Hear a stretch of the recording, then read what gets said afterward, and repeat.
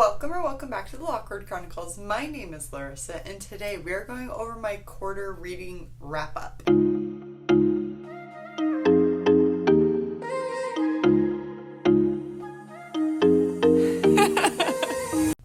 Kill it every time! We're going over my quarter 3 reading wrap-up. July, August, September.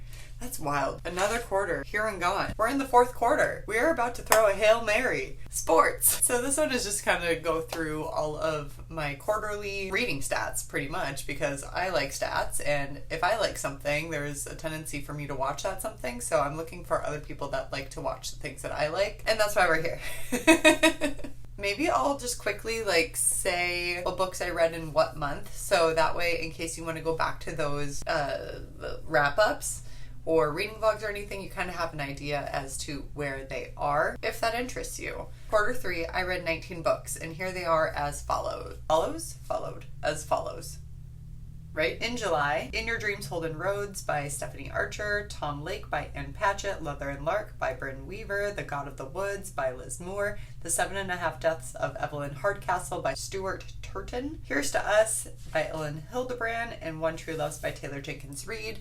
So go check out my non-spoiler thoughts in July's wrap-up if you want to check any of those out. Into August, Clytemnestra by Costanza Casati, The Serpent and the Wings of Night by Carissa Broadbent, In the Lives of Puppets by T.J. Klune, The Catch by Amy Lee, The Art of Catching Feelings by Alicia Thompson, and Daydream by Hannah Grace. Go check out that reading wrap-up of August or any of those accompanying reading vlogs. Last of them are September. Happy Place by Emily Henry, The Love of My Afterlife by Kirsty Greenwood, Josh and Hazel's Guide to Not Dating by Christina Lauren, A Novel Love Story by Ashley Poston, The Poppy War by R.F. Kwong, and The Pumpkin Spice Cafe by Lori Gilmore. Go check out September's wrap-up if you so desire. Now that we've gotten that out of the way, like I said, in quarter 3 I read 19 books, which is phenomenal. Love that for myself. Yay, I love me. And the number of pages that I read the quarter were 7,668. That's insane. That's madness. My average rating for the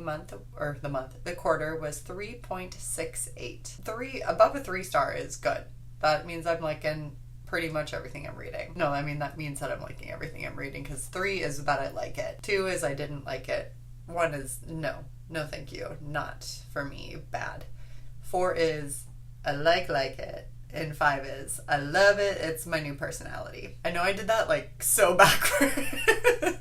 But you guys get it. It's fine. And the formats that I read the books in were 12 of them were the physical book. 1 was an audiobook, and then 6 of them were digitally on my Kindle from my library, most likely, or Kindle Unlimited. My 1 audiobook was Tom Lake, and I highly recommend Tom Lake as an audiobook. Meryl Streep does a phenomenal job narrating that. So, side note on that one. My genre breakdown. I read 10 romances, 4 general fiction, 3 fantasies, 0 historical fiction, 0 YA, 2 thrillers, and 0 nonfiction. So my favorite of the quarter was Daydream by Hannah Grace. I just had such a great time reading about Hallie and Henry. It was one of my most anticipated books of the year, and it lived up to it for me, so I was very, very happy about that. I did not read any nonfiction this year, so I don't have a favorite nonfiction. Why do I say this year? This quarter. My least favorite book of the quarter was The Poppy War by R.F. Kwong. So there's that. You can hear me kind of rant about it in my September wrap-up. This puts me at 64 books for the year so far. My goal was 75. I, for some reason, set my goal on GOODREADS to 60, so I don't know what that was about. So I did hit that goal.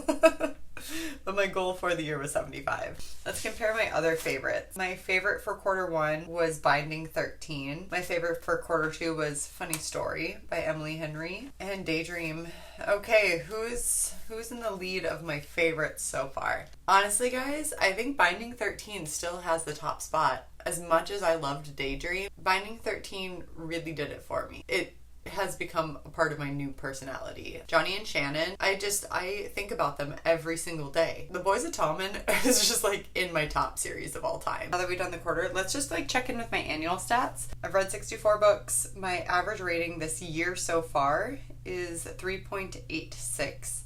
I've read 26,262 pages. My physical books that I've read so far this year are 41. Audiobooks are 7. Digital books are 16. Genre breakdown for the year so far is I've read 34 romances. Not surprised there. 10 general fiction, 9 fantasy, 8 thrillers, 1 nonfiction. Ooh, I need to step that up, you guys. 1 historical fiction, and 1 YA. I know technically The Boys of Tallman is YA. I don't count it as YA. I do not count that. I count it as a romance because the material discussed in that book is not young adult. Maybe new adult be a better categorization for that. And then I found the lovely questions and I have not prepared for them. We already went over the best books that I've read so far this year. This is the mid-year Freakout tag questions, but I like to do them every quarter. So we already know the best book that I've read this quarter. The best sequel that I've read so far this quarter is going to be Daydream with Hannah Grace. Yep. So she gets the top spot for that. New release that I haven't read yet but want to. Phantasma. I'm really looking forward to that. Oh, and The Wingman by Stephanie Archer. My most anticipated release for the second half of the year. The Wingman came out at the end of September. So yes, technically that would be my choice. I don't remember what's coming out by the end of this year. The biggest surprise that I had this quarter was probably Tom Lake.